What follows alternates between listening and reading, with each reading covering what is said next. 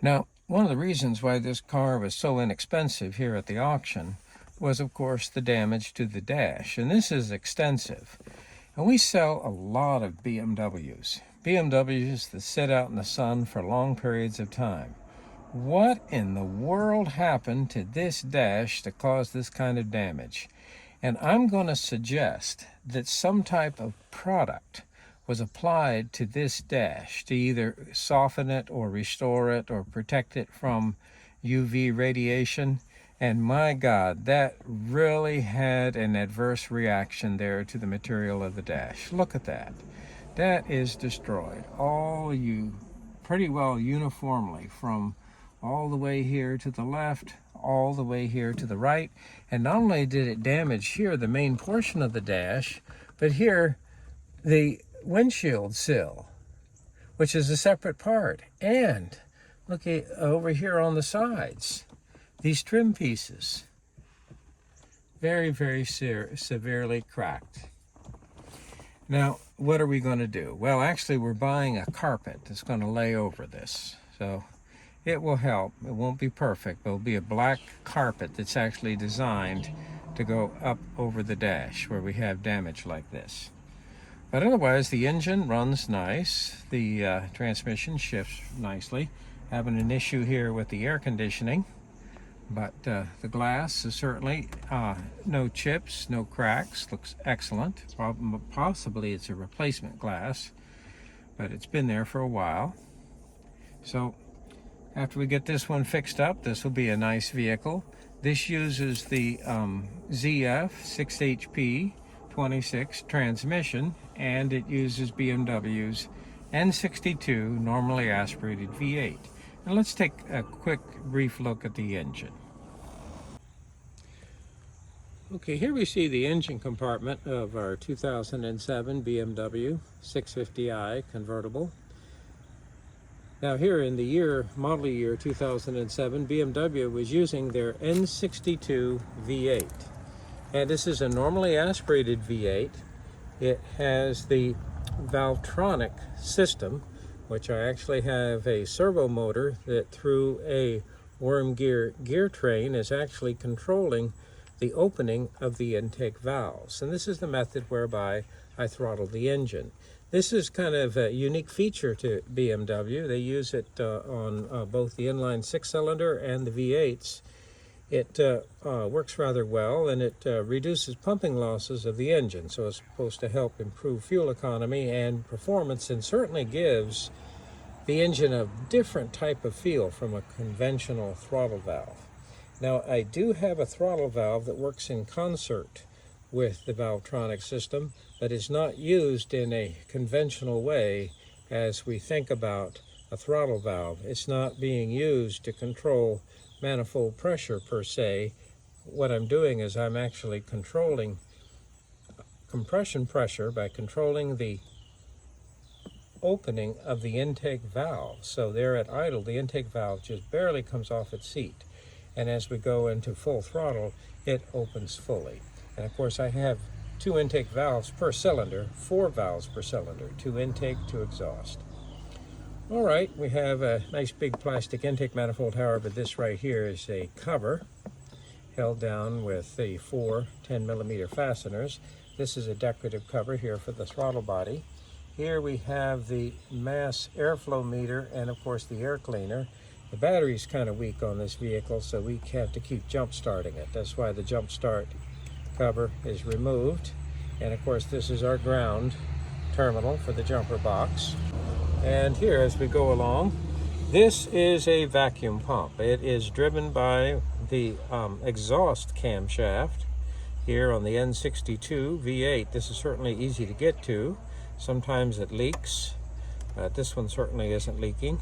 As we come up here, we see our thermostat and my electrical connector there for that thermostat. This is actually an electric assist. So if the engine's already warm, the DME control unit can pass an electric current through this heating element and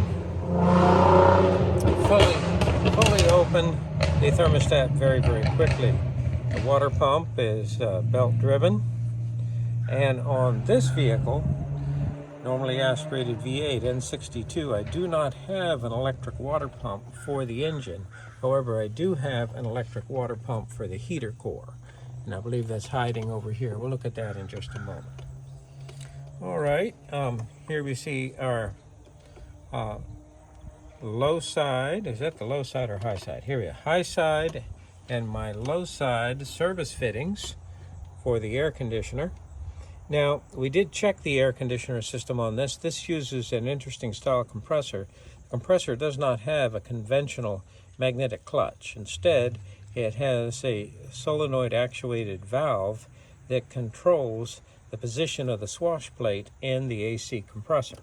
So you'll notice if I look at the pulley of the compressor, there isn't any type of magnetic clutch. I just simply have a two-terminal connector there at the back of the compressor, and that actually goes to that solenoid valve. And sometimes one of its failure modes is you have plenty of refrigerant in the system, but you don't produce much of a pressure differential. And electrically, it's good. In other words, the solenoid coil is there. I'm not getting a corresponding code indicating an open circuit. And my electronic climate control system, as far as any fault codes are concerned, as far as any extreme out of range or sensor problem, it's not indicating one. And we've seen this before, and you say, well, why don't you just replace that solenoid? And the reason why is because usually we just replace the compressor, because we're getting remanufactured or even new compressors online for just about $150, $200. So it's not really practical to try and repair the old one. Okay, as we move across, here we see the reservoir for the cooling system. And this is a pressurized reservoir, so the coolant is constantly circulating through this, and this is my pressure cap. Occasionally these will split. We've replaced these in the past.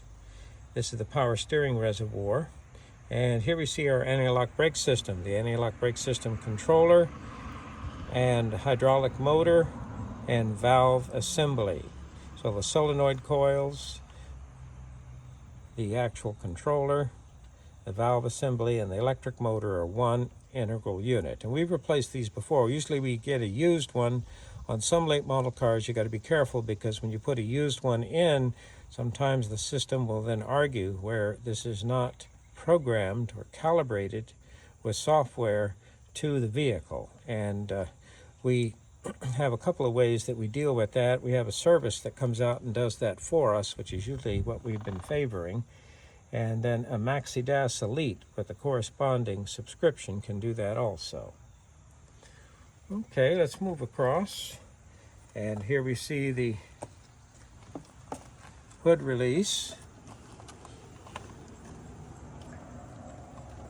And we were talking about the electric motor and the solenoid controlling the flow of coolant there to the heater core. And this is the assembly over here.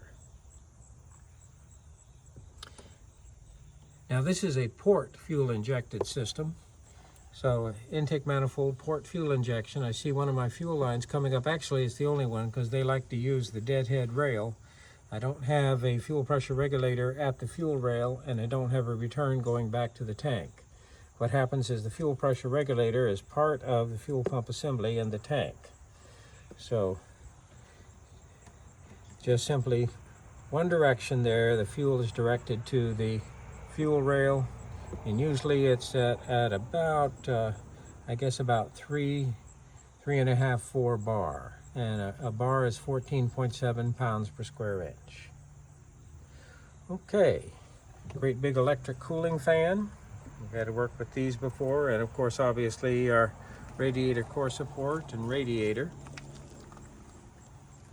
Sometimes working on the radiator, or replacing a radiator on BMW is a little bit of a chore and requires removing this front facial, which really isn't that difficult.